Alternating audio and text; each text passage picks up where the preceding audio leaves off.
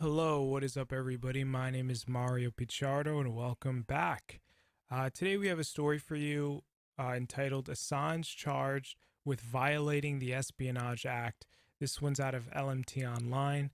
Um, and so, essentially, what's happening here is that Julian Assange is is being charged by United States prosecutors uh, with having violated a number of crimes. But the more interesting part of this story um, is the complex nature that it kind of brings to the forefront of the general public.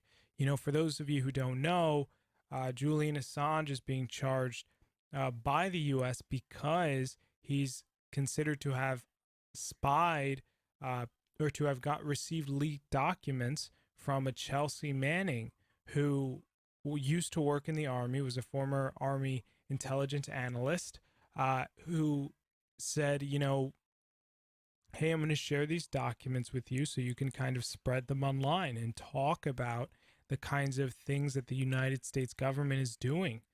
And so WikiLeaks is an interesting company because its whole premise is the idea of, well, let's expose a lot of the policies, a lot of the things that governments are trying to keep secret from their people.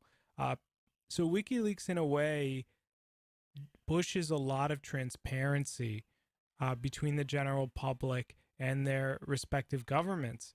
And I think that they kind of can exist in a world where governments are finding themselves increasingly unaccountable, and there kind of is a push for some kind of uh, transparency in that paradigm. And so it's complicated because on one side, you want your country to not have to really expose its secrets. You want a company to be able to operate in the 21st century with all the tools and techniques and gadgets that it has. But on the second other end of that, you want to make sure that your government isn't abusing those powers.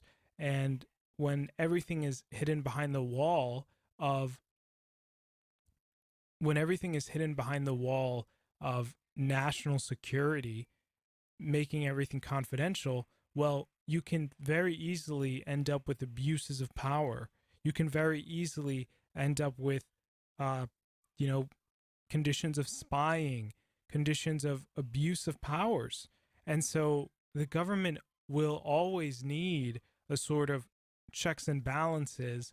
And it seems like, see, that this is why the Julian Assange issue is so complicated.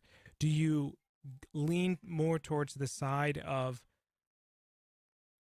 allowing and trusting in your government to do mostly the right thing with the powers that they've been given?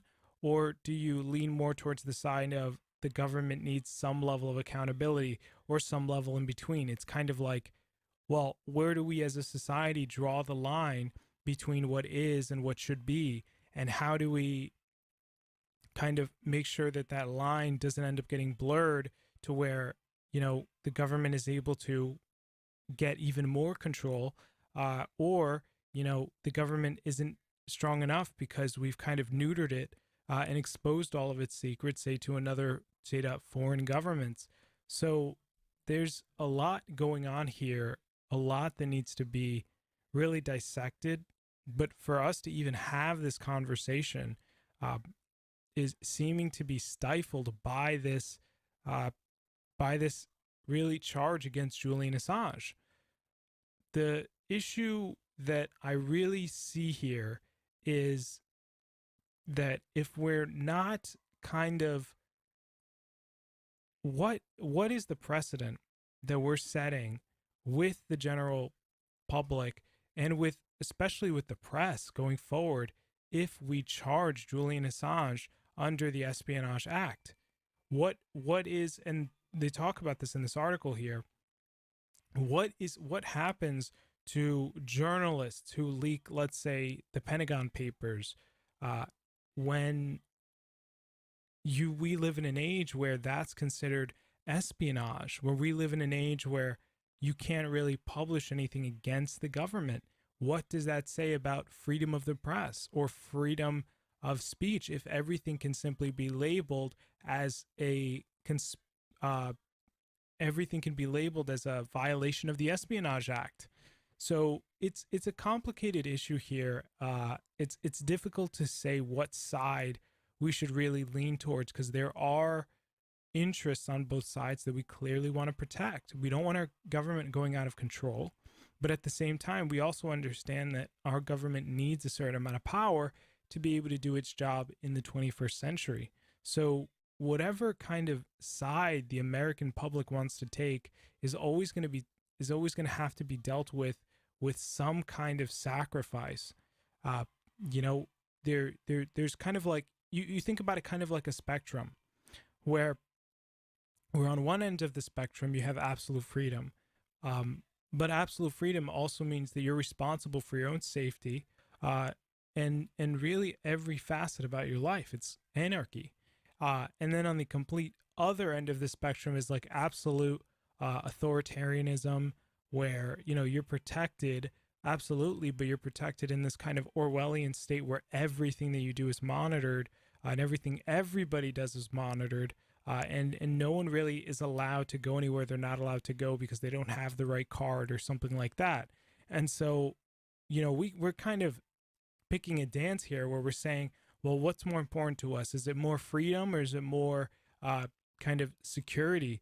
And I'm someone who leans more towards more freedom, because I just inherently do not trust in the government's ability to effectively protect its people, but more so because I don't trust the government's ability to know when they've gone too far. And I think we see that with a lot of leftist governments now that are trying to push, the taking away of people's guns, even though the statistics don't back up the claims that they're making.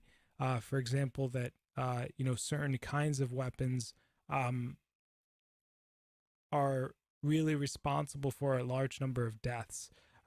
We don't see that really with, say, these bigger guns, the ones that you can use down a range, the big ones.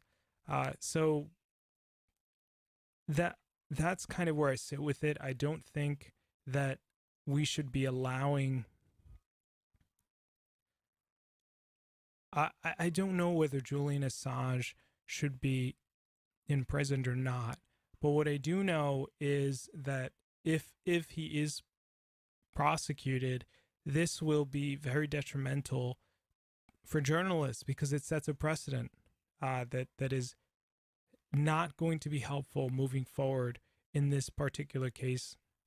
And some people say, well, the nuance here is that he got it from a military member, so he kind of coerced that information out of them. But I say, a lot of people working within organizations really do have U.S. intelligence. So I don't know, man.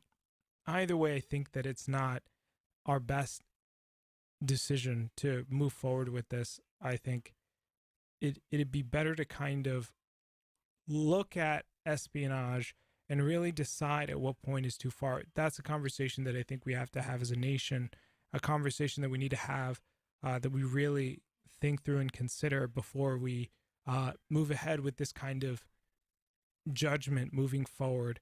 I do not think that it is necessarily in the best interest of our country, or any country for that matter. But anyway, that's really my take on it, guys. If you like the video, be sure to smash that subscribe button.